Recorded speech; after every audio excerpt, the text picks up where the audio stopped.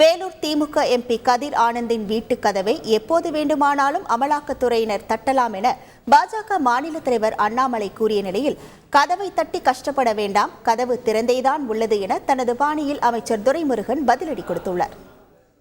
இந்த மணல் கொள்ளையில பாத்தீங்கன்னா சம்பந்தப்பட்டவர்களிருந்து ஆரம்ப கட்ட நடவடிக்கையாக 136 கோடி ரூபாய் மதிப்புள்ள சொத்துக்களை முடக்கியிருக்கிறார்.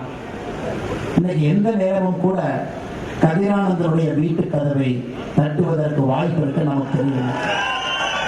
எல்லாத்தையுமே சம்பந்தம் அவர் செய்ய ஒரே உருப்படியான வேலை இல்லையா, லண்டனுக்கு போய் போட்டோ எடுத்து பேஸ்புக்ல போடுவார். கதவு தட்டுவானா, அந்த கஷ்டம் கூட நான் தந்தே வச்சிருவேன். பொருளாதாரத்தில் பின்தங்கி இருக்குன்னு சொல்லி தமிழகம் யார் சொல்றது? அதாவது அண்ணாமலையை தான் சொல்றாரு. ரொம்ப எக்கனாமிஸ்டா,